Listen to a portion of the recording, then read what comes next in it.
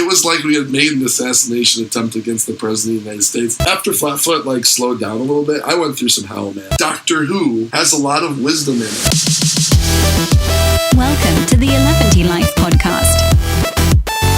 What's up, 11D Lifers? Welcome to this week's episode of 11D Life. I am almost completely healed from my wisdom tooth surgery, and thank you to everybody who keeps sending me nice messages. And I still don't have all of the feeling back in my face, but it's not weird when I talk to people in public anymore. So there's that. That's my little win for the week. I hope that you have found your own little win for the week. Hey, I have got some pretty interesting news. So we are kicking the tires on an idea that we've had of possibly doing a live version of this show. And I know that there have been a lot of people on Facebook that are like, will you guys please play a show? Will you please do something live? Yes, actually, we are working on it. We're trying to work out all the kinks in that. It gets so much more complicated. The older that you get, it's not like we can just hop in the van and go on tour again. We all have families. Our lives look very different than they used to when we were doing 200 dates a year. So we have to be a little bit more methodical about how we're planning all of this out, but we are in the process of figuring out how to do something live, but not just a live show musically. We want to do a live version of this podcast, but we want to know what you want to see in a live version of 11D Life. People are already talking about this over at the 11D Life Facebook group. If you are not a part of that conversation, go join that community on Facebook and tell us what you think about it. People are already kind of tossing around some ideas, and we love hearing back from people. We love hearing what you guys want to hear, see, do, think, feel within 11D land, because it makes our jobs easier in knowing what to create for you and knowing what experiences to help facilitate. Also, a huge thank you to everybody who is following us on Spotify. I know that you guys get so sick of hearing me say this, but the more of you that follow us on Spotify, the less likely it is that we will have to run a ton of ads on the show to keep everything moving. And there have been a nice little influx of people who are following on Spotify, checking out the new album Rad Science, semi-new at this point, but yeah, it means the world to us when you click that tiny little button. It seems like it may not mean anything to anyone, but gosh, it improves our lives. Hey, this week in particular has been so exciting at the Rock Candy Recording Studios here in lovely Western North Carolina. This week, we were amazingly fortunate to have my friend Tobin come on the show. He is the lead singer of a band called Flatfoot 56. And a lot of you would probably know this band because we did a lot of touring with them earlier on in our career. They are one of the premier Celtic punk rock bands in the world. I am a huge fan of the music that they make. I'm an even bigger fan of every live show I've ever experienced with them, and we made some of our absolute favorite touring memories with them on the road back when we were all teenagers. Didn't know what the hell we were doing with our lives. One of the things that makes this podcast so cathartic for me is that it a lot of times gives me an excuse to reach out to people that I haven't talked to in forever, and I am so ashamed to say that Tobin and I really did lose touch for a few years. And when we started talking about show ideas, I kept throwing his name in the pot because I wanted the excuse to call him up and see how he was doing. And it appears that I missed out on a huge portion of his life. And I got to hear all about it and do all of my catching up on the podcast. So you get a fly on the wall view of Tobin and I sort of reconnecting and filling each other in on what's been going on in our lives. And in typical 11D Life fashion, man, the conversation just got really interesting. And we got to compare notes on faith and on leaving Christianity and on finding it and on all of these different spiritual and religious levels, and also on a very emotional level. So I hope that you enjoy this week's episode of 11D Life, because this is probably one that I'm going to keep coming back to and re-listening to, just because, yeah, I miss Tobin a lot, and I miss a lot of those experiences that we had together, and hopefully in the future we get to make even more of them together. In fact, this episode, or this conversation that I had with Tobin, ran so long that we had to split it into 2 different episodes. So I encourage you to go ahead and click the subscribe button on the 11D Life podcast so that you can grab the second half of our conversation. It was so good, and I feel so blessed to have been able to sit down and catch up with Tobin the way that we did. Hey, guess what? As soon as you are done listening to the conversation that Tobin and I had, I encourage you to check out the show notes and check out Tobin's band, Flatfoot 56. If you haven't heard of them, chances are you probably have heard of them and need to reacquaint yourself and start incorporating them into your daily listening experience. I encourage you to do that. Your life will level itself up in no time before you even realize it. Hey, guess what? In typical me fashion, I'm just getting silly and stupid, and the intro has gone on long enough. I can't wait for you guys to hear this episode. Let's go ahead and dig into it.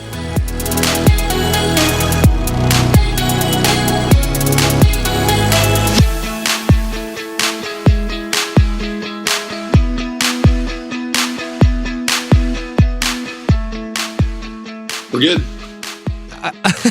Do you not have a stand to put your microphone on? Huh? Do you not have a stand to put your microphone on? I don't. Not with me. I thought I did, and it's completely not here. So okay. I'll just make this work. Yeah, as unprofessional as I can. I'm going to count to 3, and on 4, you and I are going to clap. Okay. Give me like a reference point to start lining the audio up whenever I get it back from you. Is that cool? Okay, sounds good. Should I hit the mic? You what? Should I hit the mic? Yep, just hit the mic. Okay, sounds good. Okay, 1, 2, 3. Perfect. That's great. Oh my God. It looked like you punched me in the face with the mic. Oh, totally, man. You're like, this is long overdue. That's awesome, dude. How you doing, man? Cool. I'm doing pretty good. Pretty good. Davey and I just finished a new studio build here in North Carolina, so just having fun doing podcast stuff and whatever else. Right on, man. That's rad. Yeah. That's cool. It's definitely nice to have your own studio and have everything in-house, if you know what I mean? Yeah. So do you guys, one of the first memories I had of you guys whenever we were both doing the whole Flickr stuff was that you guys had you didn't do the Nashville recording thing for your first record. Like you had already recorded it somewhere else, like in Chicago, or is that right? That record was recorded actually, the first Knuckles Up record.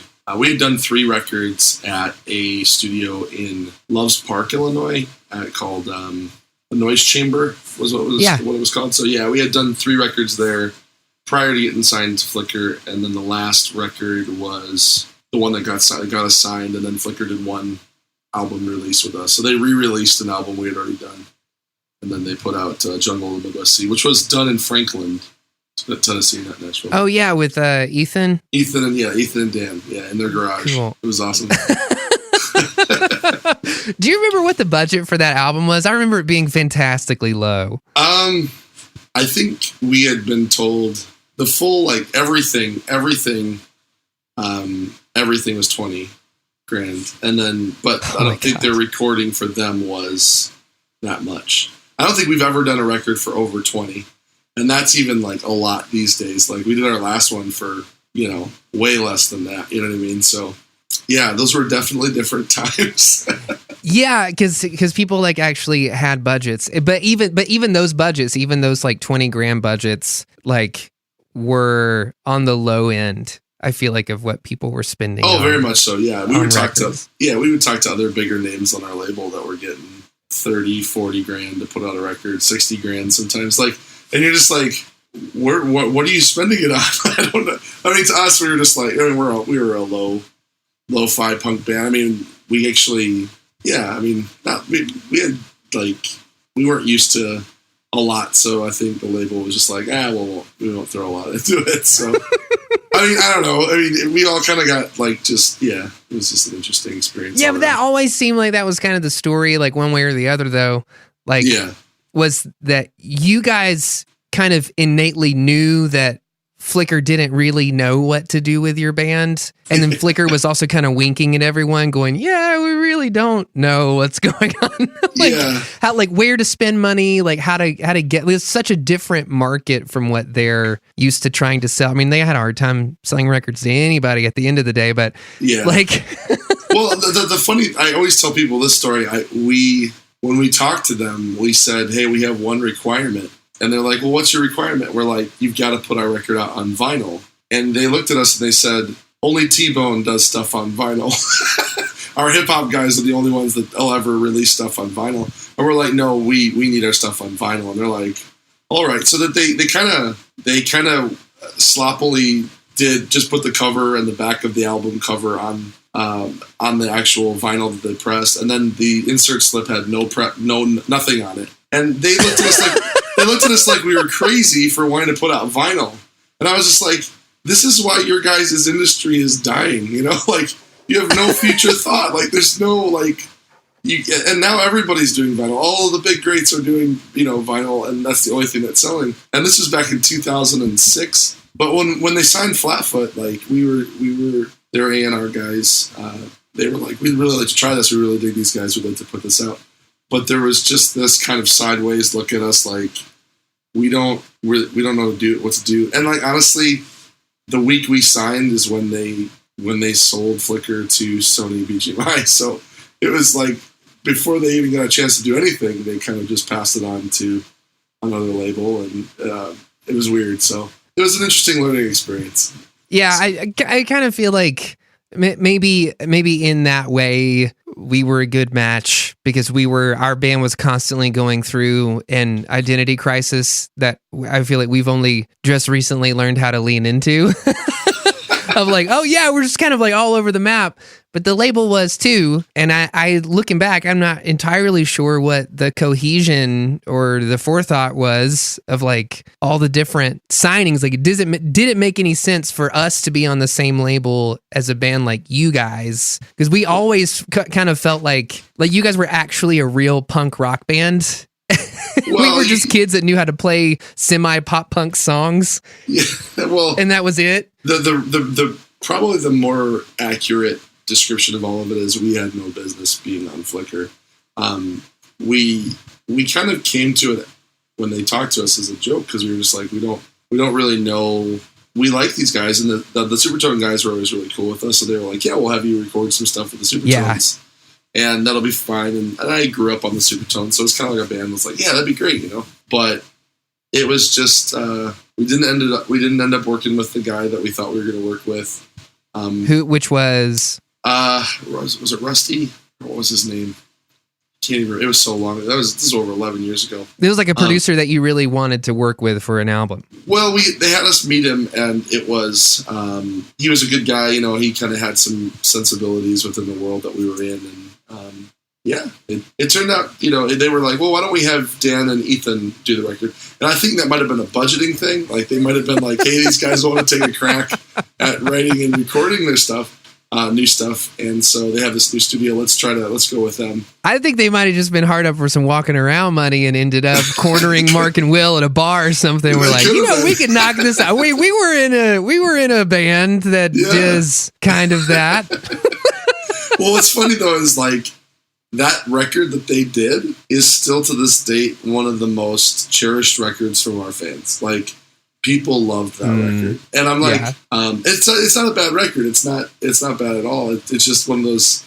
We slept on the floor of somebody's converted garage, for a month, and we recorded this record, and it was a great experience. Ethan Luck was there with us, and we built a great relationship with him, and Dan would come out. And it was just a great experience for a bunch of young kids who didn't really know the first thing about music, the music industry, or anything. We were so consumed in our scene and our world of music that but still we didn't know a thing. It was kind of funny, so... that's awesome. A lot of time has passed since then, you know, but... Dude, so much time. Much. Like, how old were we when we first met each other? I would have probably been, 2006. We probably met you guys in 2006 would probably be my guess. 2006. Yeah, I would have been 19, 20? Yeah, I would have been maybe? like 21. I'm 35 now. So Okay. So I'm 32 now. Okay, so yeah, you would have been a little younger. I would have been about 22, 23. My brother, our bass player, would have been about 16. Yeah, you guys were fun though. We did that. What was it? Shout Fest. We did that. Oh my Shout God, Fest yeah. tour. And I've told people the story of you guys telling the security guards, making a big announcement before your 20-minute set, which is what you got for Shout Fest. And kids weren't allowed to do anything. They could jump up and down for your set. They couldn't do anything more because of insurance reasons. And you made an announcement before you guys started in the most 11-7 way possible that there was a big incident going down at catering, and all security needed to go down to catering right now. They needed all security on the premises to go down there. There's a massive fight going on. And so the entire festival grounds clears out of all of these overly anxious, overly excitable security guards, and they all run down to catering. And when they all leave, you look at the crowd and they're like, okay, guys, we got 15 minutes. Let's destroy this place. And you just started playing and went nuts. And I was like, this is the most awesome thing ever. Like, these guys have this, there's a punk rock element here that's just wonderful. You guys were just like over it, I think.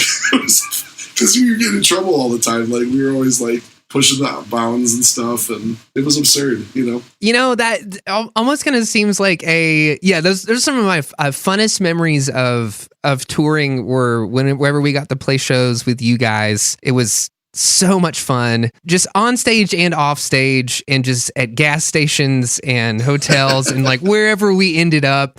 It was just always a good time. Yeah. But I when I think about those kinds of moments, I also I feel like I've relived the same story in other areas of my life, like consistently. So like my first year in college, I went to this like super conservative Christian college, and it was like I was a good kid coming into that circumstance. Like I thought I was the kind of kid that like followed all the rules, you know, obeyed all the authority figures and everything. And for some reason in that setting, I was the bad guy. Like I was this kid who just could not get it right and was always getting in trouble for shit all the time. And then I feel like the Christian music industry was the same thing. I was like, I thought we were pretty decent dudes, but then we show up and everybody's like, why are you fucking ruining it for everyone? I'm like, Come on, guys. Lighten up a little bit. Oh, man. I remember a show we played in Oklahoma on that same tour, and I think you just lost it. Like, not in a... That sounds like me. Yeah, you started to, like...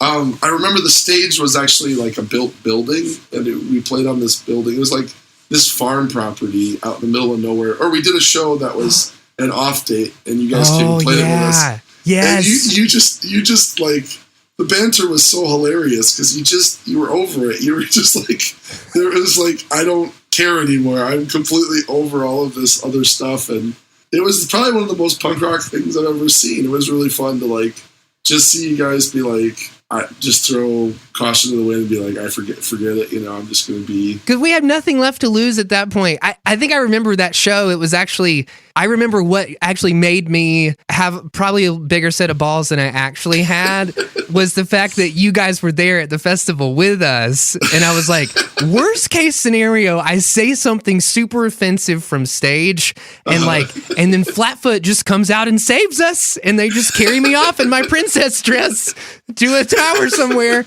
And maybe that's how it goes down. But yeah, that was one of those awkward shows where I feel like the kids were like kind of having fun, but then there was all these like weird sort of religious overtones of what was happening there. And then I think I made a joke about something from stage, and this guy, like this old guy in the crowd was actually like, "Hey, what you see that sign over there? It says Fishers of Men." And I think my response to him was something like, "Yes, it does. Your point?" What do you want me to? That's not a point. That's like me saying, "Hey, you see this stage right here? There's a microphone." Yeah. And I was too young and too stupid to read the room well enough. I was just like, this guy's being a jackass. I'm going to match it. It's a taste of your own medicine, pal. Just wrong. I don't know, man. Yeah. Wrong way to deal with it. Well, it's also, too, like, it was just a different time. Like, there was so many people that, I don't know. We had the prowess in some of those situations because we were PKs. Yeah. So like we were used to how we had, I mean, I don't know if any of you guys were, but like we just had been around dicey church situations our whole life. And so we knew how to deal with difficult religious people. Yeah. And that was helpful. But what's funny is like we after a while when Flickr was just like, hey guys, this is gonna be we're gonna drop you guys. We kind of were just like, good, we can go to the places where we're actually comfortable. You know, give me these clubs that are like, you know, where all these street punks are at, and these fights are breaking out all the time. And I feel real unity and family in this environment where I'm not walking around on eggshells, and I can be authentically. And you know, that scene didn't really accept our faith element as much, but at the same time, like, I don't know, we were always kind of the ilk of like, listen, if you want musicians to be authentic, then be cool if they write from their heart when it comes to what they believe. So if you're not cool with that, well, that's your problem. But you know what I mean? Like, punk rock's about being authentically you, and anytime it starts stepping in and blocking who you are, it's turning into the tyranny that it hates. So, you know, I mean, that's the reality of it. And anybody who doesn't agree, and there's a lot. You're such a philosopher, Tobin. Oh, listen, man. We've been blacklisted from Christian festivals, and we've been blacklisted from punk rock festivals. What? What Christian festival were you blacklisted for? I got to know about this. Well, we weren't invited back to the Creation Fests. The East Coast Creation Fest did it once, and then Flatfoot wasn't invited back to Creation Fest, and their founder is now doing the rest of his life in prison for diddling little kids. Yeah, good call. What was that? Do you not know about this? Oh, I didn't hear about that. That's crazy. Yeah. Anyway, continue. But I'm not saying they didn't blacklist us, but there was a lot of festivals that we would go play. I mean, I think Under Oath headlined that night. It was us and then Under Oath. Yeah. And I had a buddy who broke his leg and didn't know it and was circle pitting around the outside of the building with no shoes on. Like, these are how tough your friends are. They break limbs and they don't know. Yeah, he's still friends with us. But yeah, we were just awkward. And what's funny is we were just awkward everywhere we went, and just kind of were ourselves, and we're just like, hey. And there was always bands like that, you know. There was always like Becoming the Archetype was kind of like that, where they didn't really, they were awesome, like their faith was solid, but they just, you know, there's this metal band that's wearing a Supertones orange T-shirt on stage, you know, like, or you know what I mean, like, and they were just like, we are who we are, we don't care, or bands just like neither world understood. But I had worked at a family Christian bookstore before I started the band.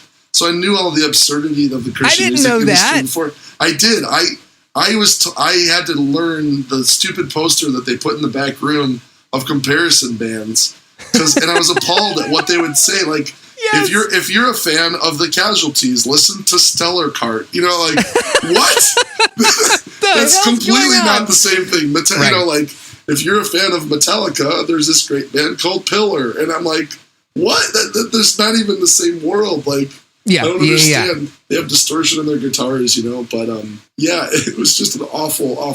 I mean, I had good memories working there, but just the music was just. I'm surprised how many people on the show remember that exact poster, because it would like come out every quarter or whatever, and like sometimes it get updated, sometimes it wouldn't. But it was basically like you could look at the poster and it would like, here's all the actual bands who were good and fun, and then these are the sterilized, crushed to normal, uninteresting counterparts that the Christian music industry is trying to corner the market of. You know, it's like it's their marketing scheme right there in front of everyone for everybody to see. Like, here's what we're trying to do with this band. Yeah, and it's just wow. And with all of that, though, there were some really great people that worked at Flickr. Like, I mean, we still have friends that were working for Provident or Flickr that were genuine people that had great hearts. They just, you know, they were just working for, essentially, they were working for a label that was owned by Sony, who doesn't give a crap about the faith. They're just trying to make money off of it. Yeah. And they're all trying to keep their jobs by selling it. So it was just, it's an industry, and I think one of the biggest things, one of the coolest parts about being on Flickr was we got dropped right after the release of our Jungle of the Midwest Sea record. I think they gave it a few months and then they dropped it. And as a protest, all of the Flickr staff nominated the record for a Dove Award. So it was us and MXPX. Oh my God. Just to say, we don't like the way that this is going down, and we don't like the fact that all of our friends are getting dropped right and left. I think by the time they were done with it, it was Fireflight, and they just moved them to Provident and dissolved the label. But it was just like, so as kind of a protest, they all nominated the record for a Dove, and we lost to MXPX, which is fine. But I thought it was kind of a cool, like, I'd be happy to lose to MXPX. It was kind of a cool middle finger to like what they saw as being trying to create this whole label to be sucky again. Most people that I remember that I actually had encounters with at the label were always like so sweet and nice and kind, and I always got the impression that they were being asked to do something and then had their hands tied and were not given resources to do what they want to do. Here's what I'm trying to figure out: why would you purchase a record label and then take every single asset that label has, destroy it? And like, what was the point? Why not just let the label do what they're going to do with their artists? Like, why purchase something and then throw it away? Like, what is that actually? You could have just bought Fireflight. Like, why didn't you do that? Because you're buying. So we were like, we were the equivalent of the bargain bin when you get the old CDs and you can get 5 CDs for $1. That's basically what we were. And the reality was Sony got our first 2 records, and they still own the rights to them, and they'll never let those go. Sony's known for never selling back to a band their rights. And Sony has been making money off those records and are touring ever since, because we stayed in the band, and we still are playing. Like, so people go back and they'll get the digital version of that record, and Sony pays us whatever, like, for it, which isn't it's not a lot, but like, what sucks is that I have to pay Sony to get my own record pressed again. You know what I mean? So they're not going to put the money in to press it. They're going to charge me to pay for it to be pressed, and I have to pay them their cut of the ownership of it. So it's like, so we ended up having to do that because when we just released this last record, one of the incentives on the Kickstarter was like, hey, if we reach this tier, we're going to repress Galactic Conquest, which is like the second record we did. It would have been our Jungle. I remember doing the music video with you guys on that. Yeah, you're in the fucking music video. How did I forget that? Oh my God. We were the ones that came in and beat you guys up. It was awesome. I love that video. Oh my God. Why? I can't believe I forget. How did that slip my mind in this moment? I'm talking to you like, hey, remember Tobin? And you're like, yeah, of course I remember, jackass. I was in the video. I just remember going in, and then there was this girl with braces that came in and saved you guys or something like. She was like 13 years old. Yeah, the girl was one of my girlfriend at the time. It was one of her friends who didn't mind being on camera. And her name was CG. Yeah. And so she came and spent the weekend with us. She was very sweet. Yeah, that was fun. Anyway, what was I getting? Oh yeah, licensing, something more boring. So I had to go through all of that rigmarole with them, and I was like, hey, so we're only doing a limited pressing of this. Like, can we please work out a deal somehow? Like, and we can license it through our label. So we can, because we have this really small label now called Rock Candy, and we're like, okay, so we can keep everything above board and like do it all the right way. Except for the fact that it took us almost 6 months to work this thing out with this one guy who works at Sony, who just would not respond to an email until you threatened to go over his head and call his boss.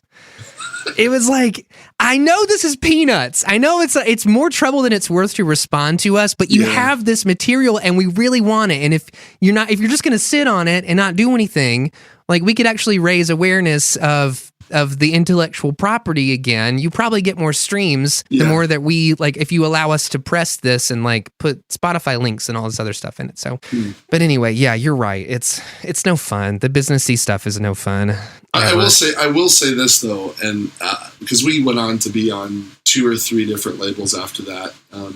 All independents. the best distribution and most widely circulated distribution we've ever had was with those first two records, by far. Because we went to independent labels that were just, they had distribution deals, but they weren't putting it on everything. The world's changed a bit now where we can actually promote stuff ourselves and get it out there. But yeah, like it's a weird thing, man. I remember Flickr said it'd probably be a really good idea for you guys to go to the Gospel Music Awards and just experience it. And I remember going, that was the most. Oh my God! It was like it was just I don't like being a hater, and I definitely am not like, because there was a lot of cool things about the Welcome to 11D Live. Yeah. Hate first, play later. I felt like it was a meat market for single women to go and either snag them an artist or a pastor. And the coolest experience I had was I met Johnny Cash's sister in the elevator. She was this kind of older woman that came in the elevator and looked at me and she said, "He's about as tall as Johnny." And I'm like, and she kept on referring to me like Johnny, and I'm like, I don't even know who this woman is. Thanks, ma'am. And the guy who was with her leaned over and said, "Oh, that's Joanne Cash. That's Johnny Cash's sister." And I think it's Joanne. And that was awesome. It was that was kind of a neat thing. She leaves the elevator and she's like, "You got any cocaine?" I'm up in room 203. Come on up. We'll get crazy, and it was just, I think that was the year that one of the Backstreet Boys or the Brian Luttrell. Yeah, he had become a Christian, and so everybody was salivating over him when he'd walk in the room. And my brother, he shot a bottle cap. You know how you put a bottle cap in your thumb and your finger? Yes. We were in some gym area or convention center area. He shot a bottle cap, and it came within 3 feet of Michael W. Smith or something. And it was like we had made an assassination attempt against the president of the United States. Like everybody was like, "Who did that? Who dare touch the Lord's divine beloved?" And it was just so just really a unique experience. Let's just put it that way. It's just so unnecessarily inflated. Like it's a lot of pomp and circumstance for a very tiny shitty thing. Like you know what I mean? If we were just all like honest with each other about what's happening, like, hey, do we realize what percentage of the music market we all are here, even collectively? Yeah. Like this is only important to us and to like the 10 people that came. We did a this is actually really, this was told to us early on. We won a competition before we even signed to Flickr. This is like 2004. Yeah. We won this competition, a Battle of the Bands, and the winners got the chance to record with Rex Carroll from White Cross or White Heart. I think it was White Heart. Okay. Rex Carroll's, this guitar playing 80s rocker legend from the Christian music industry. And so we got a chance to record our song Brotherhood with Rex Carroll in his home personal studio.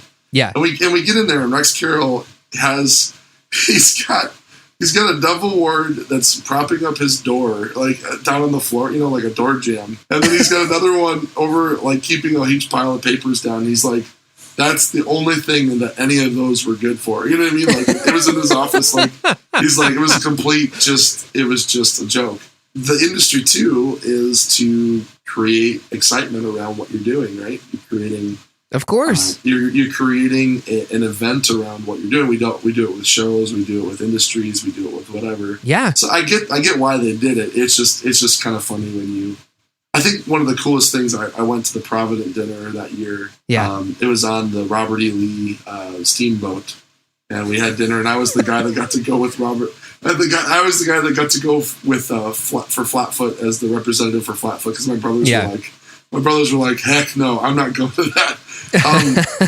And I sat at a table. It was me. It was Crystal Myers, who we were on Shoutfest with, I think, too. Oh yeah, we played a ton of shows with her. And it was this old lady that was kind of like a Southern mama kind of character who was friends with Carmen, and she had a lot of really funny stories about Carmen. And I remember seeing who was it? Leland. Leland played that day. And Mac Powell from Third Day announced him. And he said, ladies and gentlemen, I want to represent to you the best band I've ever toured with, period. And he's sitting in the room with like Jars of Clay and Casting Crowns, all these huge names. And Leland gets Jars of Clay stands up. They're like, what the hell, Mac? We brought it every night. I married your sister. But Leland gets up, and these 18-year-old kids, and just wipes the floor with everybody. People are like crying as they're playing. Like it was just like a total, this is authenticity, everybody take note kind of experience. Yeah, and it was really neat to kind of, I don't know, it was a cool experience to see that. But I appreciated the experience, but I honestly, my faith soared as soon as we left Nashville. I did way better, like playing. Just when it came to my personal walk with the Lord, I had way more joy and peace. And best way I can imagine is if like a missionary were to come home and be on furlough. You don't feel like you're where you belong. Not that we were missionaries to the punk scene or anything, but it was just like, I don't feel right here. This is not home. And not that these people aren't my family, the family of God's big, but this is not where I belong. See, that's interesting. So you said that your parents were both pastors, or like your dad was a pastor? Yeah, my dad's a pastor. Okay. So like, I think for us, it was like, man, when I became a teenager, that was like the beginning of the disillusionment of all of it. And the Christian music industry was kind of the nail in the coffin for a lot of stuff in my life. And you and I, like, because we once we ended up leaving the label, our bands didn't really have an excuse to see each other or to run into each other for years, for a long time. Yeah. And so I don't think I've seen you since, honestly. Oh no, it's literally been years. That's crazy. That's crazy. I know, which is so sad. Because I feel like I've been through Chicago a few times. Yeah. And I should have reached out and just didn't. I'm just a shitty person. I think for us, we spent too much time behind the scenes. Yeah. So now we just don't believe in the scene at all. Yeah. I feel like that's kind of, it's almost sort of, that narrative has gotten a lot bigger. One of the reasons that we sort of started the podcast like a year and a half ago, at this point, was just sort of talking through our experiences and sort of having therapy for what we saw and like how it affects us now and what it looks like that we have families and are married and our lives look way different than the insurance liabilities that they were before for everybody else. And like, that's a good way to put it. I feel like me personally, I've sort of landed on the not really sure about Christianity at all sort of a thing. And you would be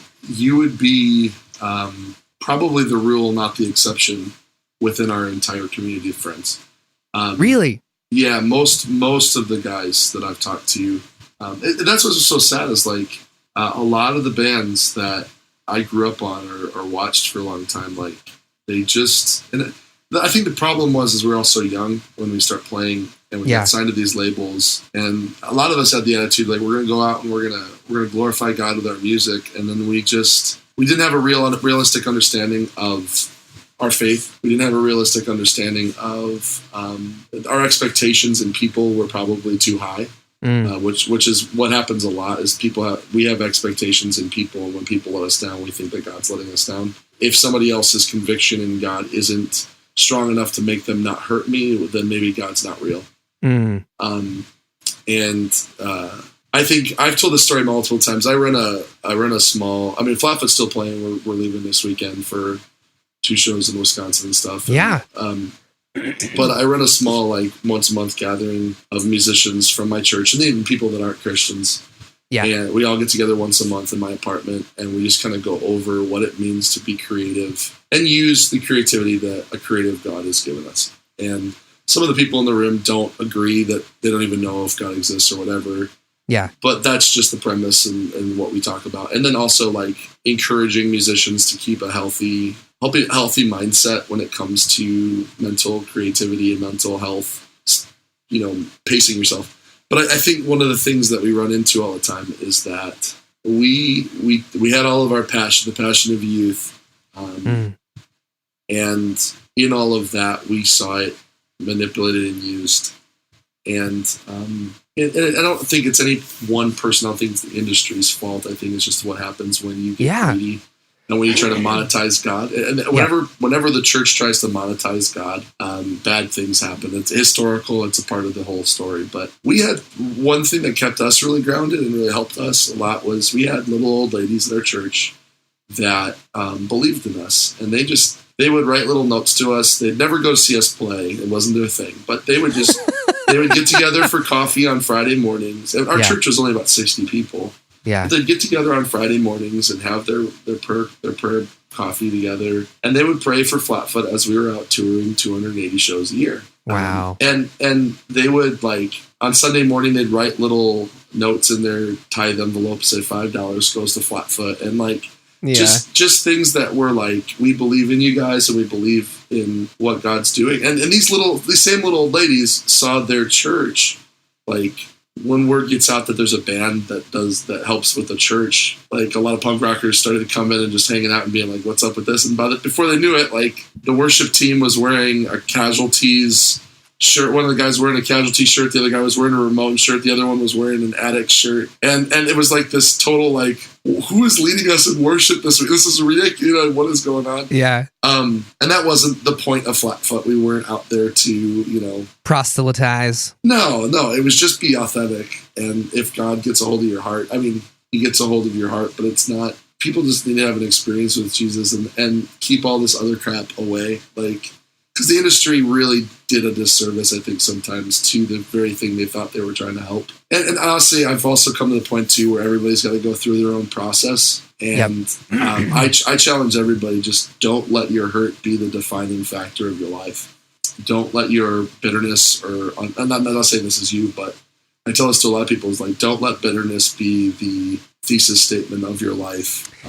Man, that's such great advice. I love that. Ever since, like, some of my first memories of you guys was that I always felt like you had such big hearts. And we've talked, I feel like we've sort of discussed all of that stuff, like the industry and all the problems that we have with it, and yada ad nauseum on the show. And then but like, everybody comes to this point in your life where you're like, okay, well, what now? So it's like, that the Christian music industry did have an awful lot to do with my disillusionment of, like, Americanized Christianity as a whole, for sure. But I feel like, looking back at my life and the trajectory that I was on, I feel like I would have thought my way here eventually.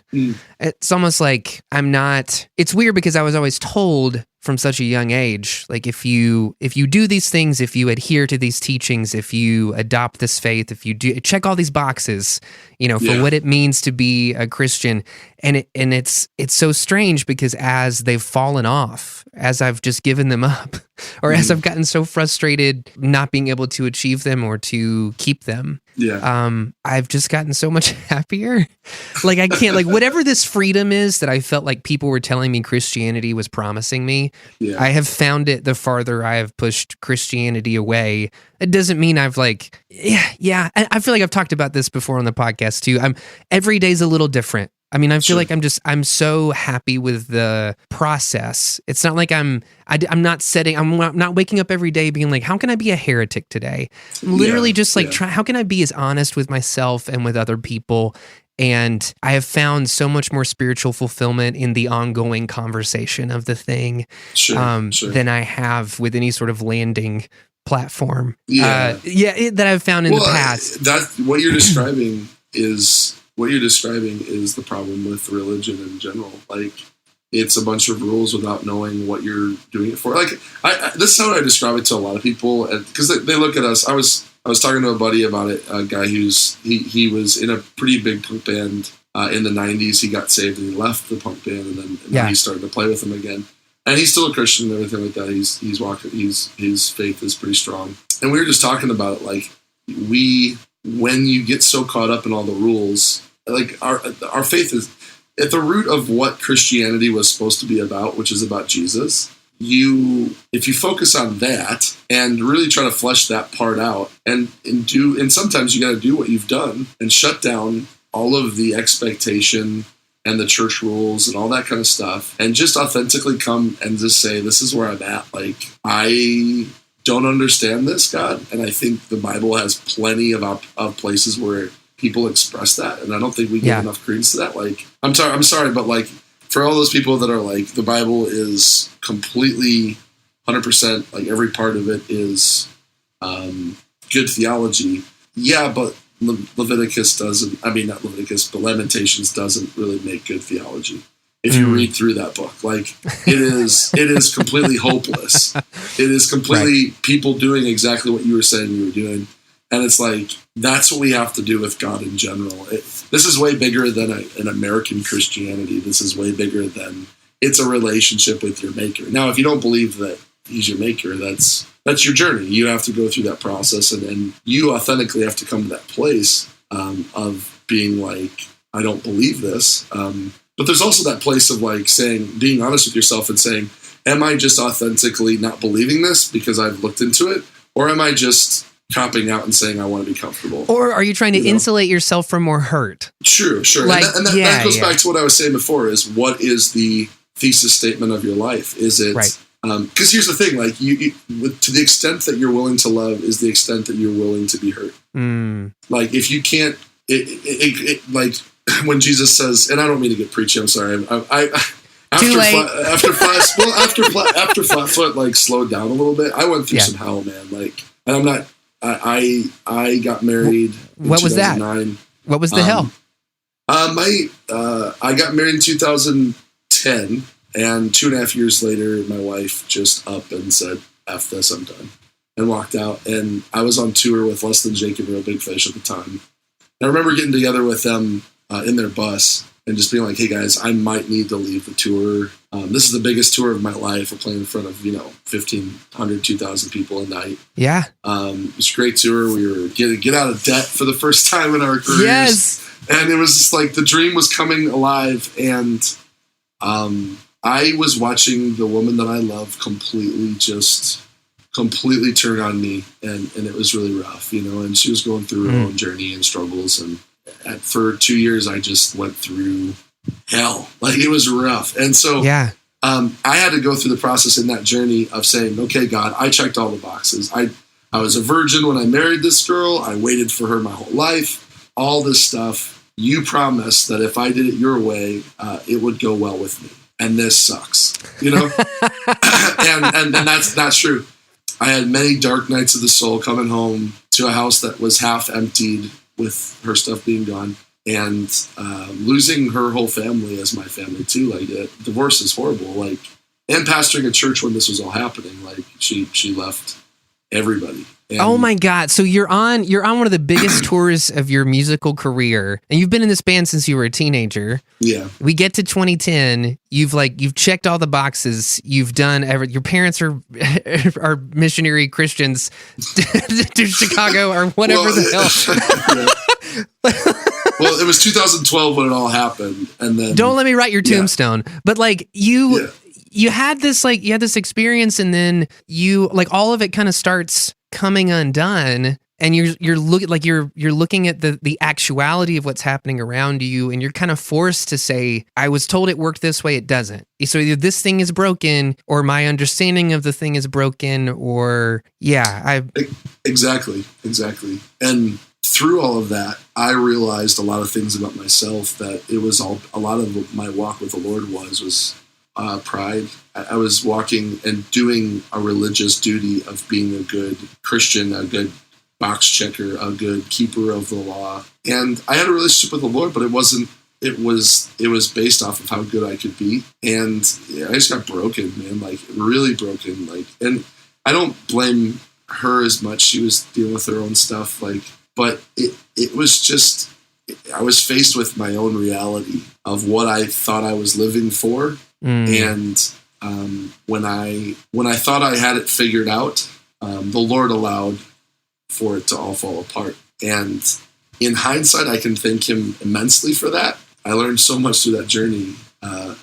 But it was just an absolute, like, have you ever been in so much grief that you can't breathe, and you feel like you have to breathe into a bag, like on a daily basis, like you're constantly huffing a bag, like that was my life for a long time, just completely, and through really great, amazing friends stepping in, and one of my buddies moved into our apartment to help me keep rent up because it was an expensive apartment for what I was making, and he encouraged me and made a lot of laughs and stuff. But and I wasn't given an ultimatum. It wasn't like, Tobin, you need to do this or we're not can't be married. It was just I don't like you. I don't know why I ever married you, and I don't want to ever be with you again. This is what she said to you. In a very tame way. I'm giving you the very PG version, the G version. But like in actuality, it's loud, it's messy, it's hurtful. Yeah. I've been through some shit too. Like I get it's it. Life, you know what I mean? Like, yeah. I think one of the things I took away from that was I loved this person unconditionally. I loved them like with all of my heart. And the worst thing about it is when you love somebody that much and they completely say, you're the worst thing that's ever happened to me. You're like, what the fuck did I do? Like, I don't know what I did. You know what I mean? Like, and so like, forgive me the language, but like, it's just one of those things. Like, I'm sitting here going, what did I do to deserve it? I don't know. Like, all I tried to do was love you, and maybe I suck at that, and I'll accept that. But I know there are reasons to leave your spouse and stuff, but I still don't know what's going on. So anyway, all this happened, and so she left you. How did this? And this, God, I do this all the time. I fucking pry this is years ago now, too deep. So it's not. Yeah. Yeah. I'm like, I'm all about deep. Dude, you're fine. Was it a slow burn at some point, and then you guys just kind of wake up and you're like, you wake up one day and you're like, yep, it's over. Did it all culminate in a huge fight? And it's like, okay, now it's over. Was it hard having your family sort of watch you go through this and not being able to hide the pain that you're kind of experiencing and going through? Like, there's so many things that like go into the severance of a marriage, like of a relationship. It was usually what happens in this kind of scenario is one person is clueless and the other person is living a living hell. Yeah. And I was clueless. I knew she was struggling, but I didn't think it was something that she would jump ship on. Yeah. She just wasn't that kind of person. And was it like an internal struggle? Is it like, it was very much internal. She didn't talk to me about a lot of this stuff. As a matter of fact, most of the things that she said to me were through email after she had left. So like, so I didn't really get a chance to like hear a lot of this stuff straight to my face. It was all from 14 hours away. So like, and like it came to the point she went home and got some counseling with her pastor, and he said he was in touch with me, and I was like, hey man, whatever I need to do. He said, I think you should move out here and you should pursue reconciliation with your wife, get an apartment, quit your band, get a job out here. And I said, where do I sign? What? He just gives. He's not a certified like counselor or anything. He's just a pastor. Well, no. He from what he was picking up, he said, I need to see if you're willing to do this and to save your marriage. And I said, yeah. You just tell me when, and I'll. Did you do it? He said I need to talk to her, and he went to her, and she said, no, I'm not interested in that. I don't want him to come here at all. Wow. And so, and that was kind of the end of it. He's like, oh, I can't keep counseling her if she's really not willing to reconcile anything. And there was a lot more going on with all of it too. So after that happened, I kind of just went into the mode of, all right, how can I serve her and show her how much I love her from afar? Because I don't want to go and be a creep and set up a tent in her front yard with a big old sign that says, I miss you. And, and I was going through counseling as soon as she left. Like, I went home and I started going through counseling and trying to figure out what I had done and trying to fix whatever I could. The original premise was that she was going to do the same. She went home and just it didn't happen the way that she had said. So this is years ago. Now, I was in that state for about a year. About a year after she left, our divorce was finalized. So for about a year, I was trying to pursue her. It was a little less than a year, but. Was that hard? Is it hard trying to pursue somebody for you that you don't know whether or not it's going to work out, and you're also married? So you're like, I thought that this was like, I thought this all culminates in us like being together, and like the more that I work on this, like the closer we will be together. It's not like just like dating around or something. It's like you've already committed to each other, and now it almost kind of feels like you get put back at square one. This isn't a breakup. This is completely like it's hard for me to go into a lot of it because I would have to assume a lot about her because I still don't know a lot of things. Yeah.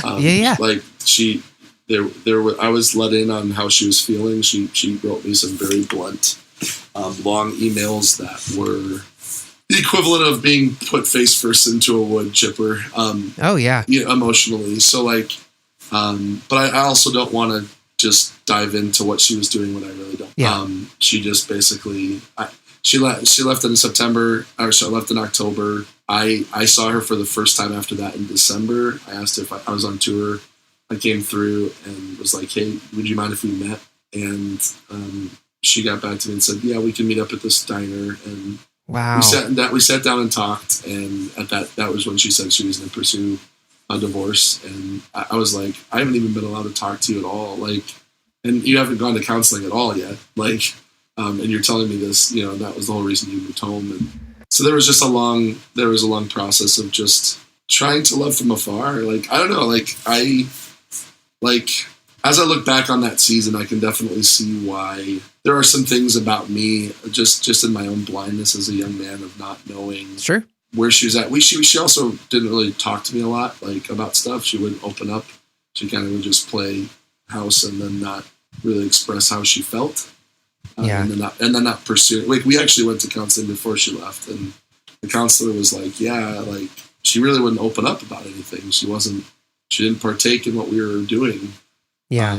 So how are you supposed to know, what you could work on? And so I genuinely think that in hindsight, I think some of it was she married somebody that she saw on stage who had a life of traveling that looked really exciting and like something that she always wanted. And she didn't really marry me.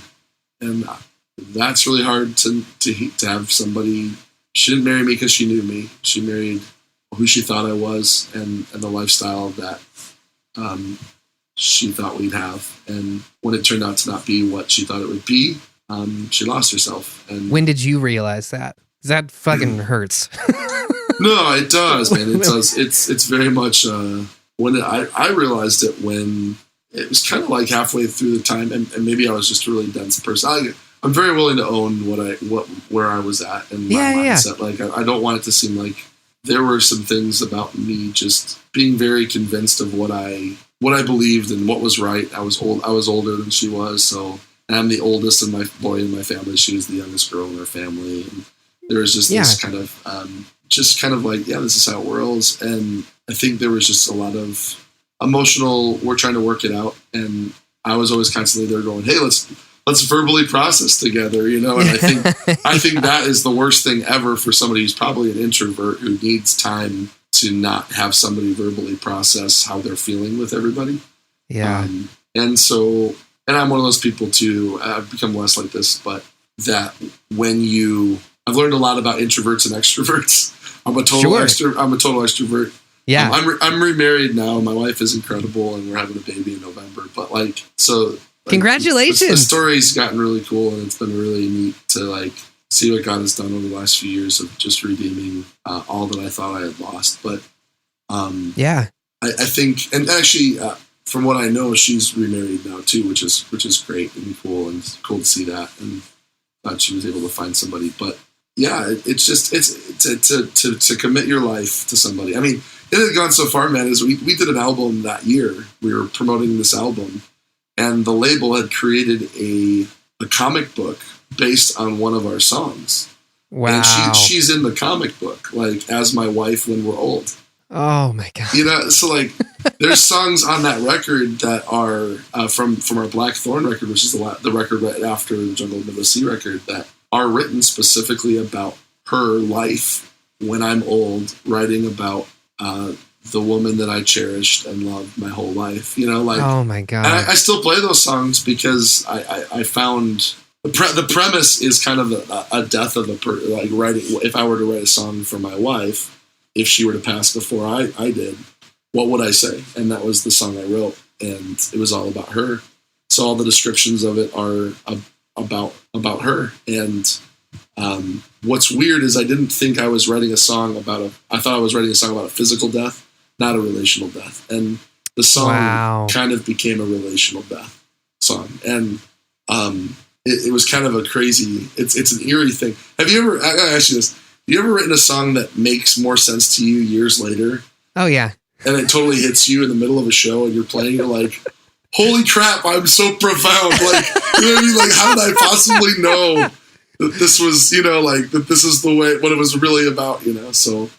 Well, I was, when you were talking about that, you're talking about the comic book and this idea of like a relational death. Like I think about all of the different, like, not to be all Doctor Who-ish and nerdy, but like thinking about all of the abandoned timelines that we have in our lives. Like what had happened, where would my life be if I had stayed in dysfunctional relationships? Where would my life be if I had completely lost my identity in my parents and just only ever been what they wanted me to be? Or what if I had just like dove head first into the whole Christian thing? And how would things have changed? What would my life look like if I hadn't have had all of the hurt or disillusionment, or if I had thought I could find happiness at the end of a trail that was much farther away, and I was still on my way there. Maybe I'm, I don't know, something could happen to me next year and I'm like, God, can't even believe that I was on this trajectory with a podcast and playing lame ass rock and roll music. And like, just, I don't know. Life is so big and vast. And I feel the longer that I live and that I think about the things that I dream about, and I find myself reliving in real life things that I dreamed about years ago, or seeing places or experiencing people that I experienced the feeling of this person, their energy, or however yoga you want to get about it. Like I experienced that in a dream, like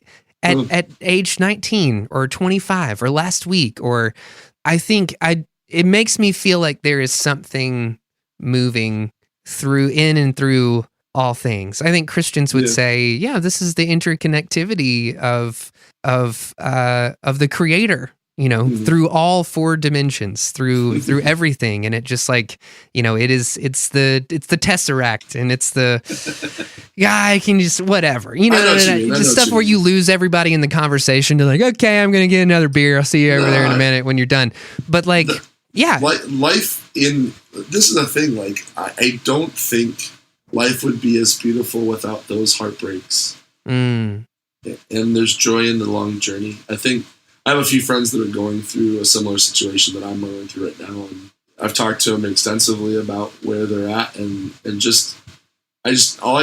guys talked to me when I went through it. I mean, when I went through, Josh Robeson, our old bagpiper, the Josh that he had his wife do that to him at 8 months. Oh my God! And completely, he quit Flatfoot to put her through school. And 8 months later, after they got married, she was with another dude in another state. When she was supposed to be with her mom, seeing her family, and it was just very much like, So he was really vital in my life to encourage me and to say, hey man, it gets better. This is not. You're not this is not your, you can choose to let this be your identity for the rest of your life. This hurt can define you for the rest of your life. This is what happens. This is my worldview in a very blunt fashion is life serves you a big old pile of crap, manure. And it's up to you. It's up to you whether or not you want to let it sit there and stink, or if you want to let God turn it into fertilizer to create something beautiful out of. And to grow something new out of. And both he and I in our lives, and multiple other guys that I've talked to that have been through this, and women too.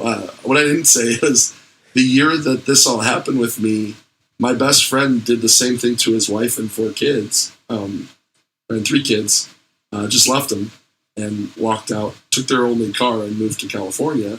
Oh my God. And then another friend of mine, went through an infidelity situation in their marriage, and like one of the sweetest ladies in our church dies all of a sudden when we're in Europe. Like, all these like really close family members are just going through hell, And I was sitting there going like, Lord, where are you in all of this? This is crazy. You know, like, what in the world is going on here? I was always told you were good.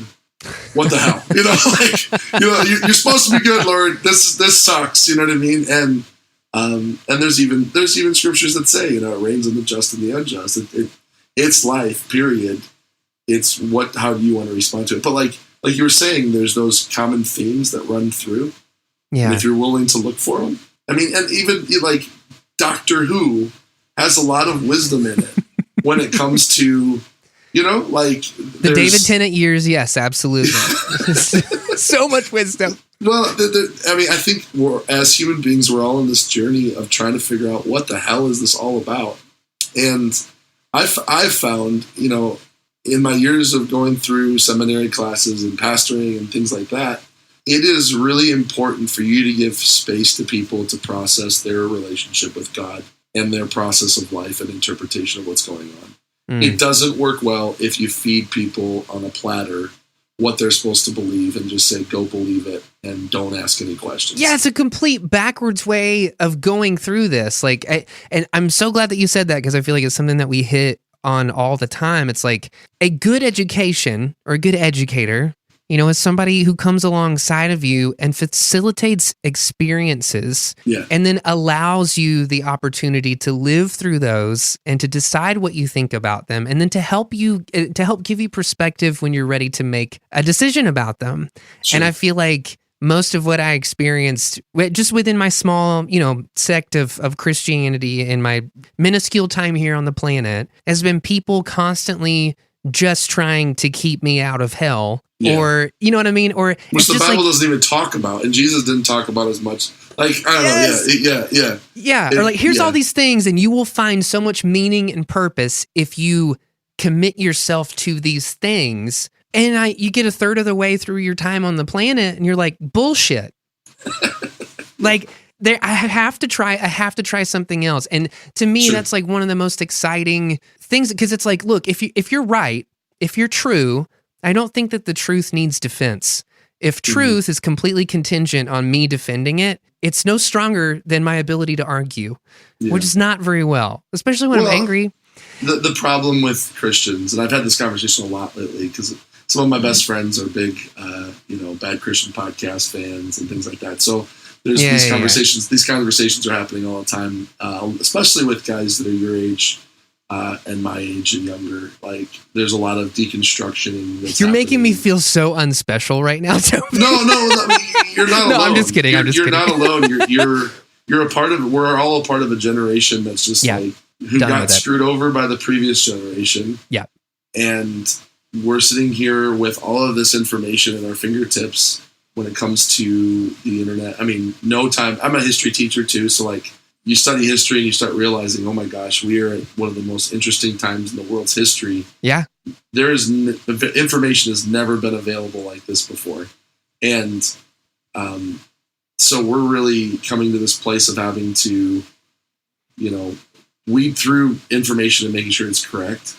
Making sure that what we're putting our belief and faith through, you know, information based on the information that we're given is a quality and not just a bunch of horse crap, you know, and we're asking ourselves questions about, you know, scripture and God and eternity and what does this all really mean and what's it all for. So I don't think God's, in my experience, I don't think God's scared of that. I think Christians are more scared of the cult of being right.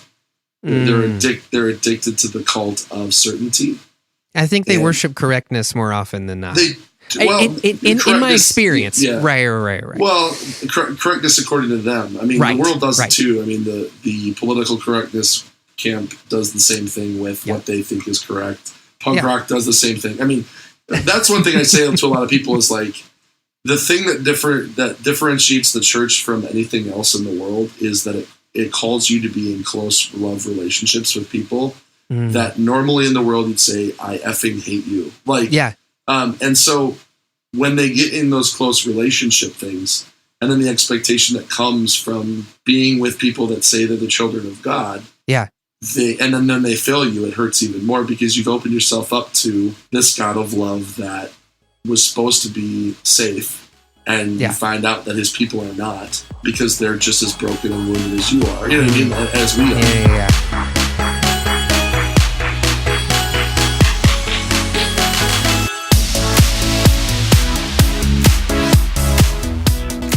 Hey everybody, thank you so much for checking out this episode of 11D Life. You can get to Tobin's music by clicking on the show notes for today's episode.